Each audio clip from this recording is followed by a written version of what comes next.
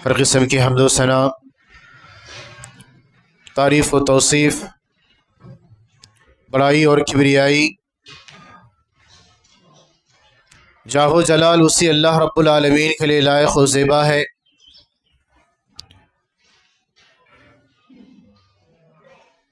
جو اکیلا مالک ہے، خالق ہے، مدبر ہے۔ حمد و ثنا اسی اللہ رب العالمین کے لیے ہے جس نے انسانوں کو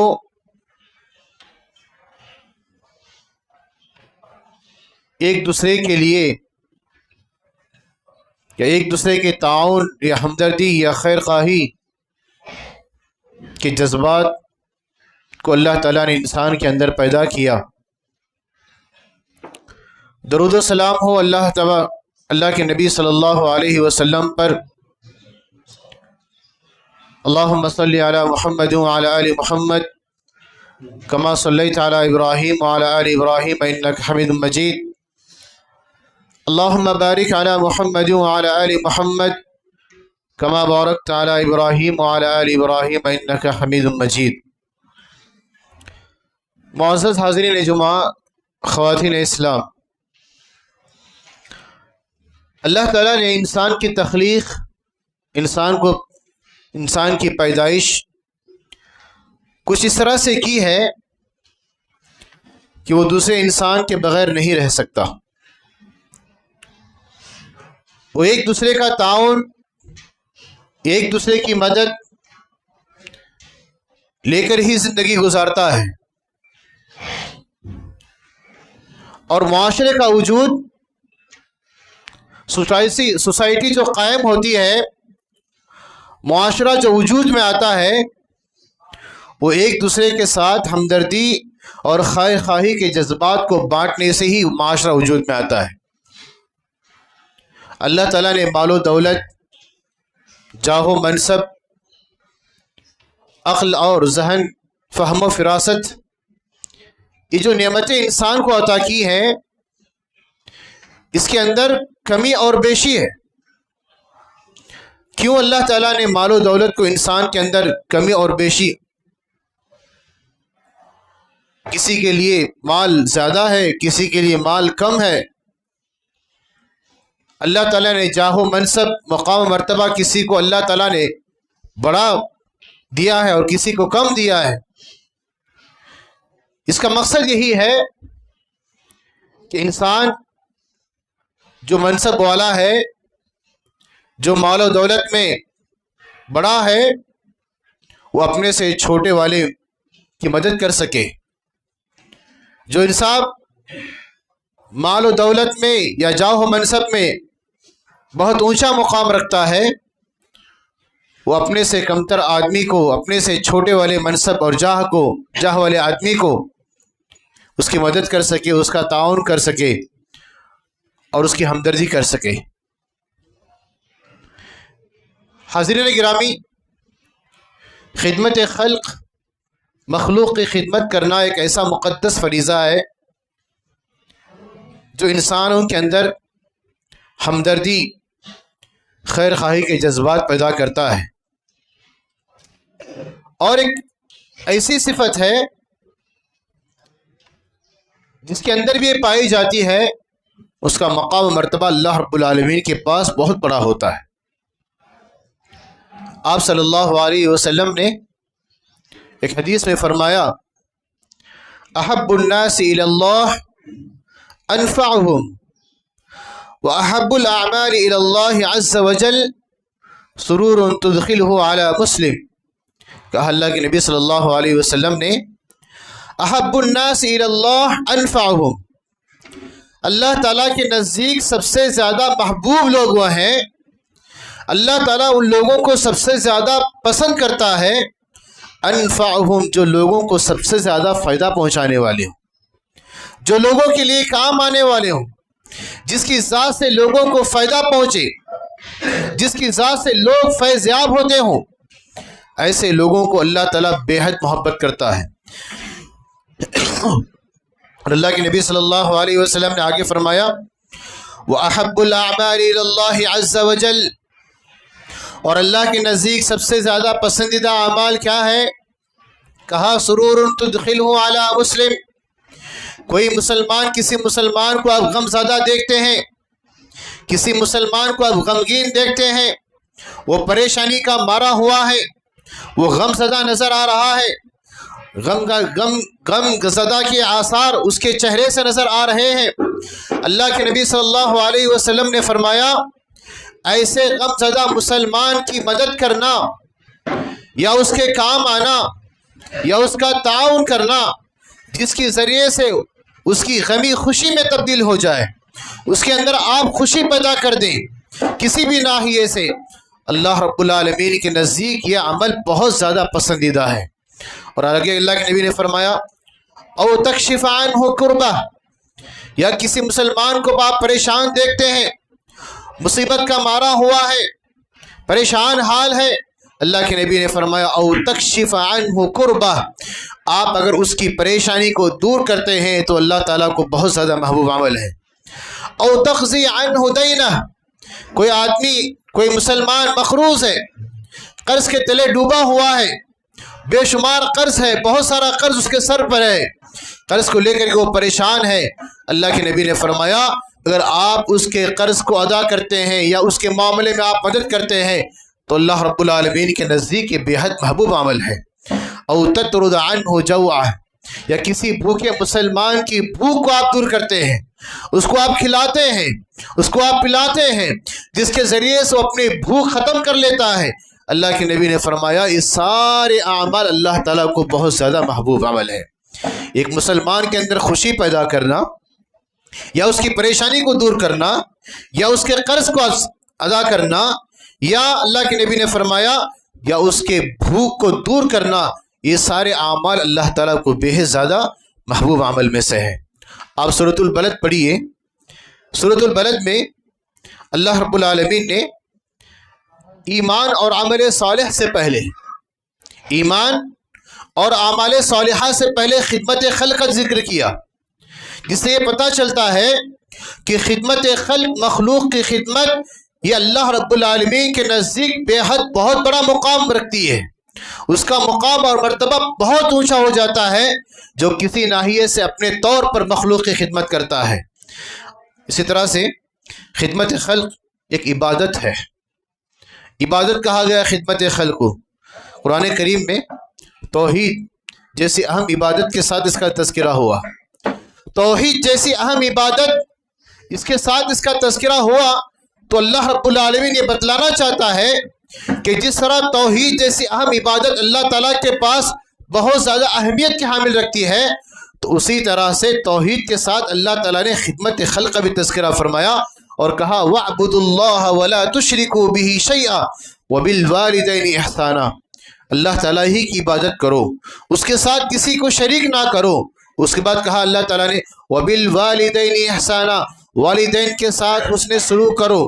وَبِالْوَالِدَيْنِ اِحْسَانًا وَبِذِي الْقُرْبَى، تمہارا قریبی رشتہ دار ہے، آس پاس کا پڑوسی ہے، اس کے ساتھ رشتہ دار کرو،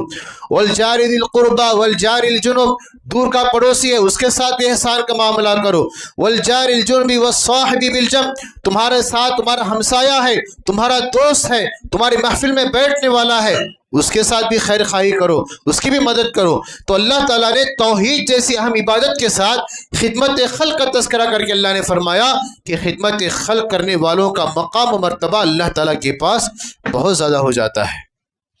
اہل کتاب کے پاس، یہود اور نصارہ کے پاس نیکی اور عبادت کا بہت محدود تصور تھا، عبادت کو اور نیکی کو بہت محدود مانتے تھے، وہ بہت چھوٹا سمجھتے تھے، لیکن اسلام نے اہل کتاب کے اس عقیدے کو یا اہل کتاب کے اس نظریے کو باطل قرار دیا اور کہا کہ نیکی کا تصور، عبادت کا تصور جو تمہارے پاس ہے محدود ہے،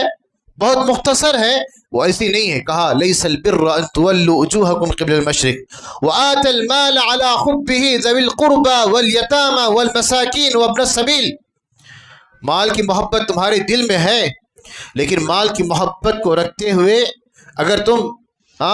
رشتہ داروں پر خرچ کرتے ہو، یتیموں پر خرچ کرتے ہو، مسکینوں پر خرچ کرتے ہو، مسافر پر خرچ کرتے ہو، تو یہ اللہ رب العالمین کے نزدیک بہت زیادہ اہمیت کا حامل رکھتی ہے۔ حاضرین گرامی، اسلام کی کئی ایسی عبادتیں ہیں جن کا مقصود صرف اور صرف بندوں کی خدمت کرنا ہے، مخلوق کے ساتھ ہمدردی کرنا ہے، مخلوق کے ساتھ تعاون کرنا ہے اور مخلوق کی خدمت کرنا ہے۔ جیسے زکوٰۃ ہے، زکوٰۃ جیسی اہم عبادت کا مقصد کیا ہے کہ ایک سال میں آپ کا پیسہ، آپ کا سونا اور چاندی اتنا پہنچ جائے، مقدار کو پہنچ جاتا ہے، پھر اس پر سال گزر جاتا ہے، پھر آپ کو زکوٰۃ نکالنا ہے، اپنے مال کی زکوٰۃ نکالنا ہے، اپنی جائیداد کی زکوٰۃ نکالنا ہے۔ اس کا مقصد کیا ہے؟ اس کا مقصد یہی ہے کہ آپ جو اپنے مالوں کی زکوٰۃ نکلتے ہیں، اس مال سے حاصل ہونے والی جو بھی زکوٰۃ کی رقم ہوتی ہے، اس سے مخلوق کی خدمت کی جائے، اس سے مخلوق کے ساتھ ہمدردی کی جائے، مخلوق کے ساتھ ان کا تعاون کیا جائے۔ اسی لیے زکوٰۃ جیسی اہم عبادت کو اس کا مقصد یہی بتلایا گیا کہ زکوٰۃ کا مقصد یہی ہے کہ مخلوق کے ساتھ ہمدردی اور مخلوق کی خدمت اور ان کے ساتھ تعاون ہے۔ اسی طرح آپ دیکھتے ہیں زکوٰۃ الفطر ہے، رمضان کے روزے ہم رکھ لیتے ہیں، عید کی نماز سے پہلے اللہ کے نبی صلی اللہ علیہ وسلم نے ہر مسلمان کے لیے ضروری قرار دیا ہے کہ وہ زکوٰۃ الفطر نکالے، فطرہ نکالے۔ اور اللہ کے نبی صلی اللہ علیہ وسلم نے زکوٰۃ الفطر کا مقصد یہ بتلایا کہ روزے میں ہونے والی تمہاری زبان سے کوئی گالی گلوچ ہو، کوئی بیکار بات ہو، کوئی ایسا کام تم نے کر لیا ہے تو یہ طہرتن، تمہارے روزے میں ہونے والی جو بیکار باتیں ہیں اس کے ذریعے سے تمہارے روزے میں ہونے والی غلطیاں اس سے مٹا دی جائیں گی۔ اور کہا وَطُعْمَةٌ لِّلْمَسَاكِينِ، یہ تو تمہارے روزے کو پاک کرنے والا عمل ہے، تو وہیں پر یہ مسکینوں کا کھانا بھی ہے، یہ مسکینوں کو بھوک کو مٹانے کا ایک بہت بڑا ذریعہ ہے۔ تو زکوٰۃ کا بھی مقصد یہی ہے کہ مخلوق کی خدمت کی جائے، اور فطرہ کا جو مقصد ہوتا ہے اس کا مقصد بھی یہی ہے کہ مخلوق کی خدمت ہے، غریبوں اور مسکینوں اور بیواؤں کی مدد کی جائے۔ حاضرین گرامی، بندہ جو بھی اخلاص کے ساتھ عمل کرتا ہے اس کا یہ عمل عبادت بن جاتا ہے۔ مخلوق کی خدمت کرنے والا اگر وہ صدق نیت سے کرتا ہے، اخلاص کے ساتھ کرتا ہے، اس کا مقصد صرف اور صرف اللہ کی رضا ہوتی ہے، اس کا مقصد صرف اور صرف اللہ تعالیٰ کی خوشنودی ہوتی ہے، تو اللہ کے نبی صلی اللہ علیہ وسلم نے فرمایا کہ اس کا یہ عمل جو اخلاص کے ساتھ کیا جاتا ہے وہ عبادت بن جاتی ہے۔ خدمت خلق بعض اہم عبادتوں کے برابر ہے اجر و ثواب میں۔ اللہ اکبر، معمولی چیز نہیں ہے۔ مخلوق کی خدمت کرنا، مخلوق کے ساتھ ہمدردی کرنا، مخلوق کے ساتھ تعاون کرنا، یہ بعض اہم عبادتوں کے برابر اجر و ثواب میں برابر ہے۔ آپ دیکھیے قیام اللیل ہے، نماز تہجد ہے، نماز تہجد کی نماز کے تعلق سے اللہ کے نبی صلی اللہ علیہ وسلم نے فرمایا، امامہ رضی اللہ تعالیٰ عنہ حدیث کے راوی ہیں، علیکم بقیام اللیل، کہ لوگوں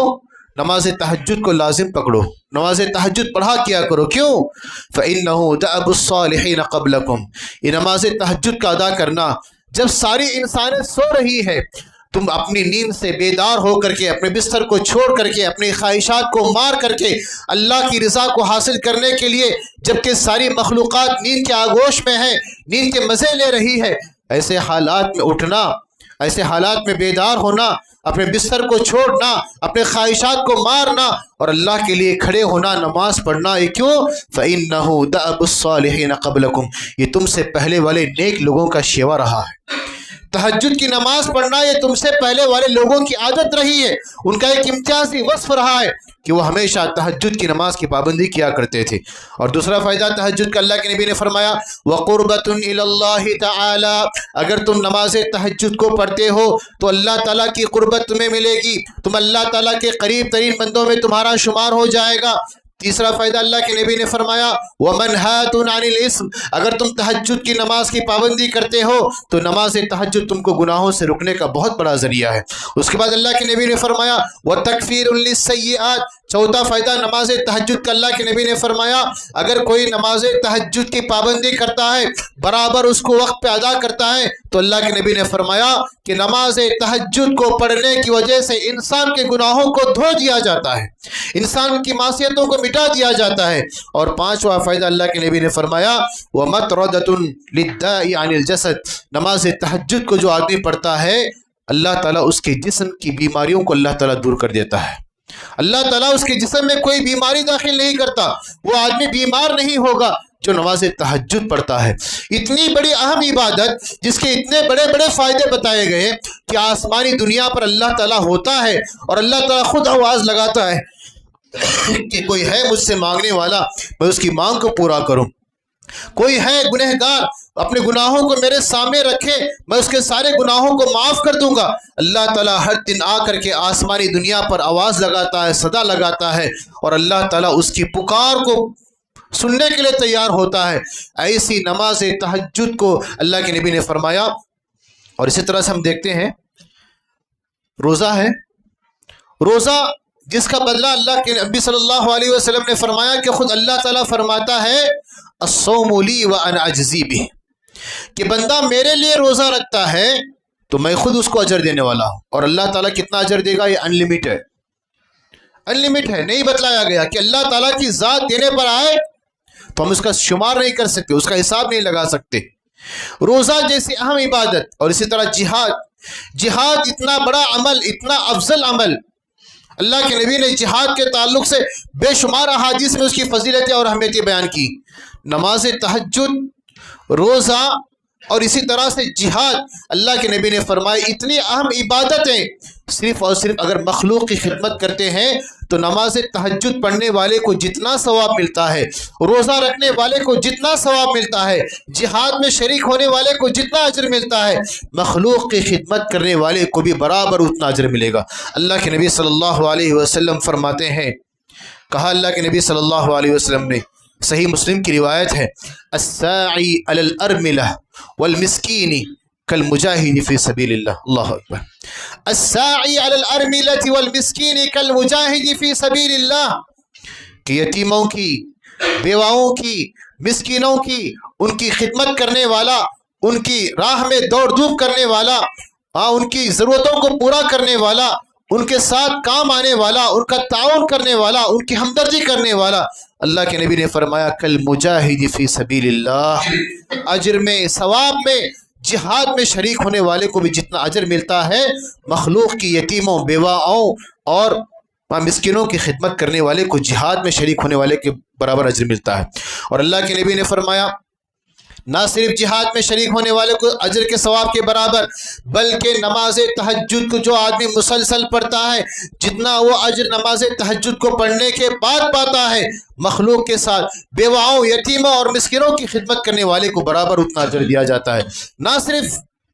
جہاد میں شریک ہونا، نہ صرف نماز تہجد، بلکہ اللہ کے نبی صلی اللہ علیہ وسلم نے فرمایا کہ ایک آدمی جو ہمیشہ مسلسل روزہ رکھتا ہے، جتنا وہ اجر اللہ کے پاس پاتا ہے، اللہ کے نبی نے فرمایا کہ مسکینوں کے ساتھ ہمدردی کرنے والا، بیواؤں کی ضرورتوں کو پورا کرنے والا، غریبوں اور محتاجوں کے کام آنے والے کو اللہ رب العالمین برابر جہاد میں شریک ہونے والے کو، روزے دار کو جتنا اجر ملے گا۔ اور اسی طرح سے اللہ کے نبی نے فرمایا رات میں اٹھ کر کے تہجد کی نماز پڑھنے والے کو جتنا اجر ملے گا، مخلوق کی خدمت کرنے والے کو برابر اتنا اجر ملتا ہے۔ اللہ اکبر۔ اتنی بڑی بات اللہ کے نبی نے فرمایا کہ مخلوق کی خدمت کرنے والے کو برابر بعض اہم عبادتوں کے برابر اس کو ثواب دیا جاتا ہے۔ حاضرین گرامی، خدمت خلق، مخلوق کی خدمت کرنا نفل عبادات سے بھی افضل ہے۔ اللہ، نفل عبادتیں جو بھی ہیں اس سے بھی افضل ہے کہ مخلوق کی خدمت کی جائے۔ اللہ کے نبی صلی اللہ علیہ وسلم نے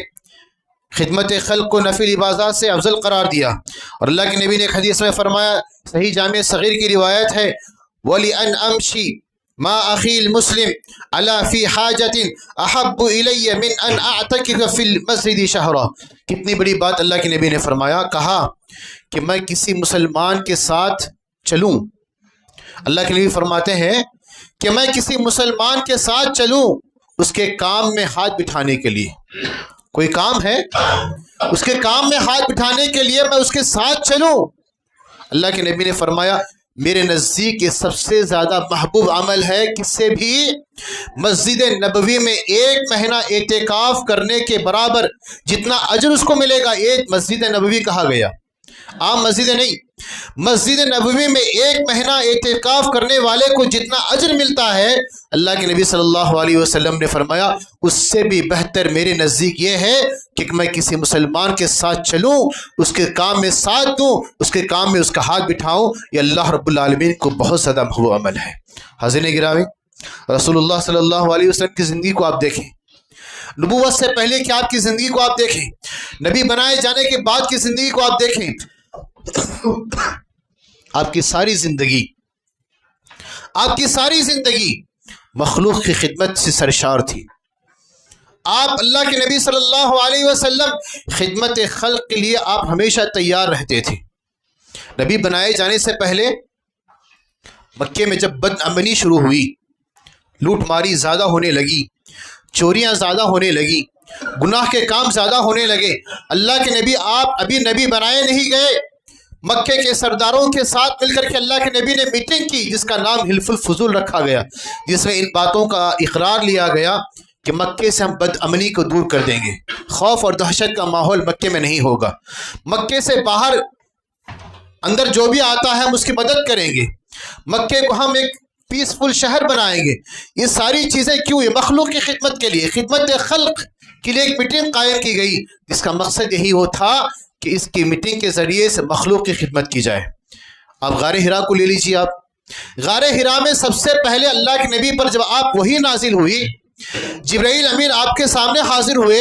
اور آ کر کے اللہ کے نبی سے کہا کہ اللہ کے نبی آپ پڑھیے۔ اللہ کے نبی پڑھنا کہا کہ میں نبی قاری میں پڑھنا نہیں جانتا۔ اللہ کے نبی کو اپنے سینے سے لگا کر کے زور سے دبایا، 3 مرتبہ اپنے سینے سے لگا کر کے جبرائیل امین نے جب زور سے دبایا، اللہ کے نبی اتنا گھبرا گئے، پریشان ہو گئے۔ اللہ کے نبی غار حرا سے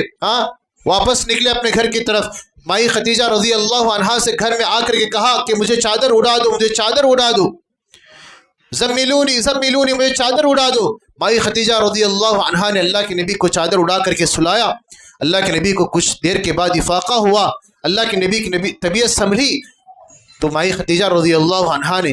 اللہ کے نبی سے پوچھا کہ اے میرے سرتاج، آج آپ اتنے پریشان نظر آ رہے ہیں، اس سے پہلے میں آپ کو اتنا پریشان کبھی دیکھا نہیں، آج کیا بات ہے کہ میں آپ کو بہت پریشان دیکھ رہی ہوں۔ اللہ کے نبی صلی اللہ علیہ وسلم نے سارا واقعہ، سارا ماجرا بیان کیا۔ یہاں پر دیکھیے، حضرت خدیجہ رضی اللہ عنہا نے اللہ کے نبی صلی اللہ علیہ وسلم کو تسلی کے لیے جو الفاظ اس وقت کہے تھے، آپ کے دل کو اطمینان پہنچانے کے لیے حضرت خدیجہ رضی اللہ عنہا نے جو الفاظ کہے تھے وہ آپ کی خدمت خلق کے تعلق سے تھا۔ آپ کی عبادتیں نہیں تھیں وہاں پر، آپ کی عبادتوں کو وہاں پر خدیجہ رضی اللہ عنہا نے گنایا نہیں، شمار نہیں کیا، بلکہ جو بھی الفاظ کہے وہ آپ کی خدمت خلق کے تعلق سے کہا۔ کلا لا یخزیک اللہ ابدا، اے میرے سرتاج، اللہ تعالیٰ آپ کو کبھی رسوا نہیں کرے گا۔ کیوں؟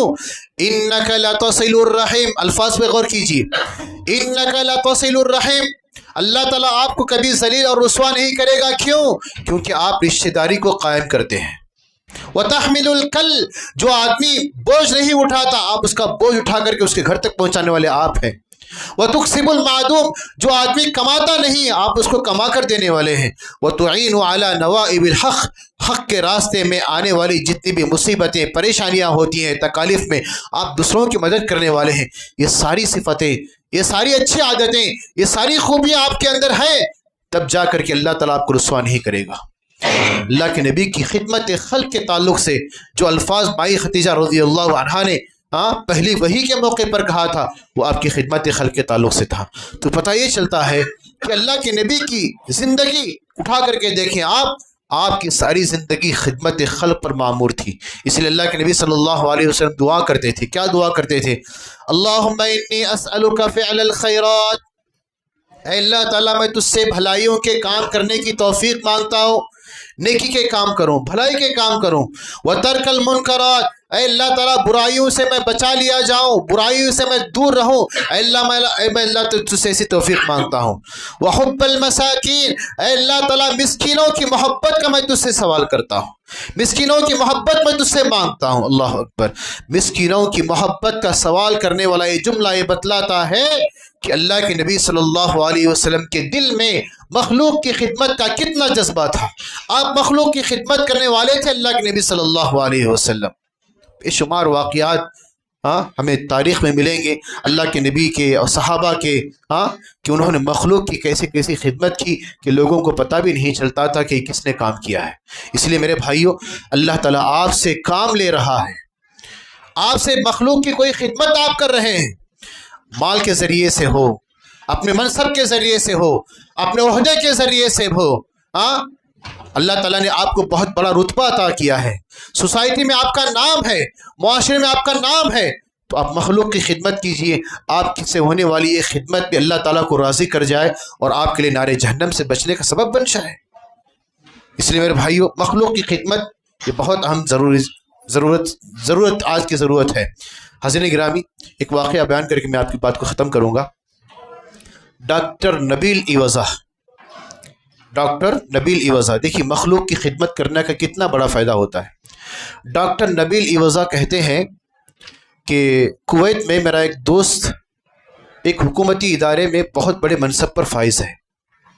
بہت بڑا رتبہ ہے، بہت بڑا مقام ہے، ایک اچھے پوسٹ پر وہ کام کر رہا ہے کویت کے۔ میں نے اپنے دوست سے کہا کہ اللہ تعالیٰ نے آپ کو اتنا بڑا رتبہ عطا کیا ہے، آپ کو اتنا بڑا مقام ہے، آپ اتنی اچھی پوسٹ پر کام کر رہے ہیں، آپ کچھ اور گھنٹے اپنے اس پوسٹ کے لیے، اپنے منصب کے لیے کام کر دیں گے تو آپ کی سیلری اور بڑھے گی، آپ کا مقام و مرتبہ اور بڑھے گا،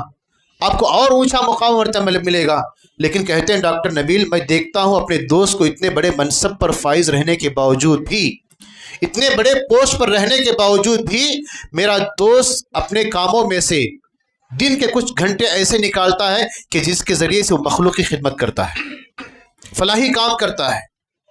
مخلوق کی خدمت کرنے والے چھوٹے بڑے وہ کام کرتا ہے۔ میں نے اس سے کہا کہ یہ جو مخلوق کی خدمت کے لیے آپ کے چند گھنٹے جو صرف ہو رہے ہیں، آپ اس میں لگا رہے ہیں، آپ اسی کام کو اسی وقت میں اپنے منصب کے لیے، اپنے پوسٹ کے لیے کام کیجیے، آپ کی سیلری اور بڑھے گی، آپ کا مقام و مرتبہ اور بڑھے گا، آپ کی پوسٹ اور بڑھے گی۔ وہ کہتے ہیں میرے دوست کو جب میں نے مشورہ دیا، میرا دوست مجھ سے کہتا ہے کہ دیکھو، آپ نے مجھے جو مشورہ دیا ہے کہ میں جو کام مخلوق کی خدمت کے لیے کہ جتنے گھنٹے لگا رہا ہوں،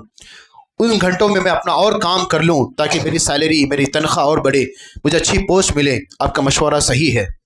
لیکن یہ چند گھنٹے مخلوق کی خدمت کے لیے میں اس لیے کر رہا ہوں۔ وہ کہتے ہیں کہ میرے 6 بیٹے ہیں، میرے 5 سے 6 بیٹے ہیں، مجھے ڈر ہے کہ میرے 5 یا 6 بیٹے دین کی راہ سے ہٹ نہ جائیں، دین کی راہ کو نہ بھول جائیں، اللہ کو نہ بھول جائیں، مسجد سے وہ دور نہ ہو جائیں۔ مخلوق کی خدمت میں اس لیے کر رہا ہوں تاکہ مخلوق کی اس خدمت کرنے کی وجہ سے میرے بچوں کے اندر اخلاق آ جائیں، میری بچوں کی صحیح تربیت آ جائیں، اور جب سے میں یہ چند گھنٹے مخلوق کی خدمت کے لیے صرف کر رہا ہوں، لگا رہا ہوں، میں دیکھ رہا ہوں کہ میرے بچے ابھی ان کا ایمان صحیح سالم ہے، ان کی تربیت ہو رہی ہے، ان کے اخلاق و کردار نہیں بگڑے ہیں۔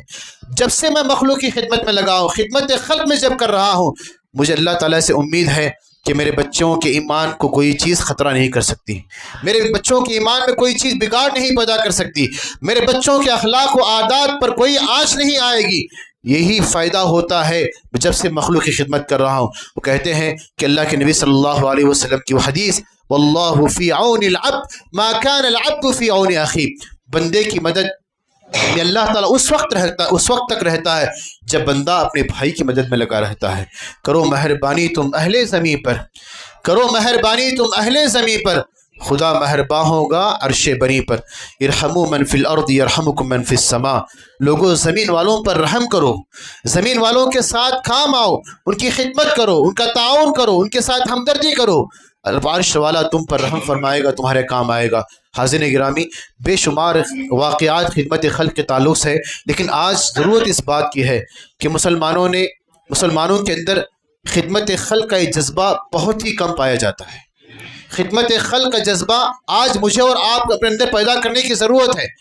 اس بیداری کو لانے کی ضرورت ہے تاکہ اسلام کا صحیح تعارف لوگوں کے اندر آ جائے، کہ اللہ کے نبی کی سیرت لوگوں کے اندر آ جائے، صحابہ کی سیرت لوگوں کے اندر آ جائے کہ اسلام نے کیسی کیسی تعلیم دی ہے۔ لیکن آج یہ جذبہ آج مسلمانوں کے اندر سے ختم ہوتا جا رہا ہے۔ آج خود اپنے آپ کی فکر ہے، صرف زندگی جو ہے اپنے آپ کو سنبھالنا، اپنے آپ کو بڑھانا، آج ہر ایک مسلمان اپنی زندگی کو بنانے میں لگا ہوا ہے، صرف زندگی میں اپنے آپ کو خرچ کر رہا ہے۔ لیکن آپ دیکھیں کہ مخلوق کی خدمت کرنے کے لیے اللہ تعالیٰ نے آپ کو جو بھی چیزیں عطا کی ہیں، اپنے مال کے ذریعے سے کیجیے، اپنے عہدہ اور منصب کے ذریعے کیجیے، اپنے رتبے کے ذریعے سے کیجیے۔ اللہ تعالیٰ نے آپ کو جس حیثیت سے اللہ تعالیٰ نے آپ کو عطا کیا ہے، اگر آپ مخلوق کی خدمت کریں گے تو یقیناً مخلوق کی خدمت کرنا یہ عبادت بن جاتی ہے اور ہماری زندگی میں برکت اور رحمت کا سبب بھی بن جاتی ہے۔ دعا ہے رب العزت سے کہ اللہ تعالی ہم تمام کو مخلوق کی خدمت کرنے کی اللہ تعالی ہم تمام کو توفیق نصیب فرمائے۔ پیارے رسول صلی اللہ علیہ وسلم کی زندگی کو اپنے سامنے رکھ کر کے کہ اللہ کے نبی صلی اللہ علیہ وسلم کا جذبہ مخلوق کے تعلق سے کیسے تھا، ان کی خدمت کے تعلق سے کیسا تھا، ویسا ہی جذبہ ہمارے اندر پیدا کرنے کی، اور اللہ تعالی ہم سے مخلوق کی خدمت کے کام لیتا رہے۔ اللہ تعالی جب تک ہمیں زندہ رکھے، ایمان اور عمل پر زندہ رکھے، جب ہمارا خاتمہ ہو تو ایمان بالخیر ہو۔ آمین۔ وآخر دعوانا الحمدللہ رب العالمین۔